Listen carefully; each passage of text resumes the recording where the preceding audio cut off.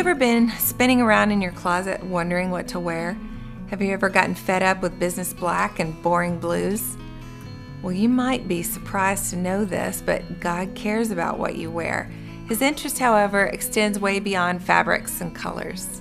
His concern goes right to the deepest part of your being. On the surface, does God care about what you wear to work every day? I say yes. On another level, a New Testament writer named Paul uses the analogy of clothing several times to tell us what he thinks is appropriate, not just in the workplace, but all the time. On the surface, on your skin, what should you wear? Well, one of the great things about being part of the people of God is that God loves diversity. Just look at creation, look at people. So does he put you in a box about what to wear? No. Bright colors, quiet colors, wear your heels, wear your boots, wear your athletic shoes. Wear your hair up or down, you have freedom. The one thing I would recommend in this is modesty. Why do I bring this up? Because I love my brothers too. I want to encourage men to look me in the eye and grant me the respect that is due to me. If I'm dressing in a way that's distracting to them, I am part of the problem. So be cute. Wear things that are modest, but enjoy it.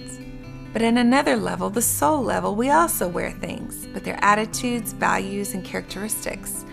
Our souls can be clothed with the ugly robes of prejudice, bitterness, or selfishness, or our souls can be clothed with the beautiful vestments of grace, kindness, and generosity. We can fit ourselves with rage, malice, and slander, or we can fit ourselves with compassion and humility and gentleness and patience. How do we do this? And especially, how do we do this at work and at home, where our souls are pushed to the limits? Consider this word picture. We put on attitudes and ways of living like we put on a jacket. We wear it, see how it feels, and if we don't like it, we take it off and pick up another one. I saw my students do this all the time when I was a teacher, and I still see adults do it every day. For example, we get into an argument with our boss, our coworker, our spouse. Or in our frustration, we choose to put on the jacket of bitterness, spouting off ugly things about that person, revisiting that argument over and over in our minds, getting more angry every time. We imagine scenarios where we win the fight and we're justified and exonerated, and the other person is apologetic and respects our well-expressed wisdom. Well, back to reality. After a while, that jacket of bitterness, slander, and self-justification just seems smothering. We want to shed it, but we resist because we would involve a reality-based look at what's going on.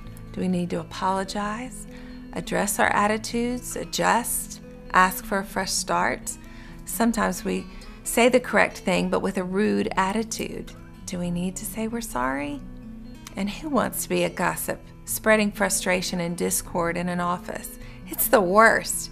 You become known as the girl with the attitude, the girl who always whines and complains, the girl who's always right. Take off that coat and put on Jesus. I know that sounds strange, but hear me out. He was the wisest man to ever walk the earth, and he was also humble. He was kind with the broken, gentle with the ignored, one of the poor. He put on wisdom and kindness. When he got into arguments, and he did frequently, his goal was to help the other person be reality-based and closer to God. He saw the burdens of religiosity in the leaders of his day, and he drew clear lines of uncompromising integrity. He confronted the leaders when they tried him verbally with their deadening religious rules. Listen to this quote. As God's chosen people, holy and dearly loved, clothe yourselves with compassion and kindness, humility and gentleness and patience. Bear with each other and forgive whatever grievances you may have against one another. Forgive as the Lord forgave you. And over all these virtues, put on love, which binds them all together in perfect unity.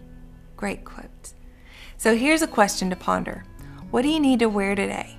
Do you need to shed your brick wall exterior and put on compassion? Do you need to take off your bitterness and put on forgiveness?